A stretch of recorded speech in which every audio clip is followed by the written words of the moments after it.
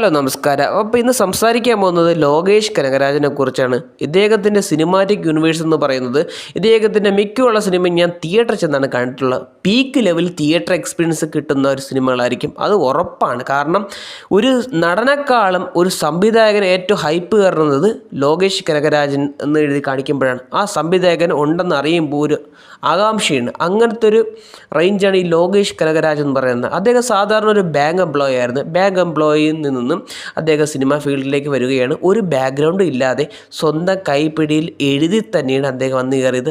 ആദ്യം മാനഗരം, പിന്നെ കൈദി, പിന്നെ വിക്രം, ലിയോ, കൂലി എന്ന ചുരുങ്ങിയ സിനിമ കൊണ്ട് ഇന്ത്യയിലെ തന്നെ ഏറ്റവും ടോപ്പ് ഡയറക്ടറിൽ ഒരാളാണ് ലോകേഷ് കനകരാജ്. അപ്പോൾ അദ്ദേഹത്തിന് ഇപ്പം നല്ലൊരു സമയമോശമുണ്ട്. അത് അദ്ദേഹം അണയാൻ പോകുന്ന തീ ആളിക്കത്താൻ പോകുന്നതെന്ന് എല്ലാവർക്കും അറിയാം. ഇപ്പോഴത്തെ പുതിയ ടൈപ്പ് നമ്മുടെ അല്ലു അർജുനുമൊത്ത് വിത്ത് മ്യൂസിക്കൽ അനിരുദ്ധാണ്. അപ്പം അദ്ദേഹത്തിന് അതിലൂടെ തിരിച്ചു വരുമെന്ന് പ്രതീക്ഷിക്കാം. LCU അദ്ദേഹം ഒരിടത്ത് ഉപേക്ഷിച്ചിട്ടില്ലെന്ന് ഈ കഴിഞ്ഞ ഇൻ്റർവ്യൂവിൽ എല്ലായിടത്തും പറഞ്ഞിട്ടുണ്ട്. LCU ഓൺ തന്നെയാണ്.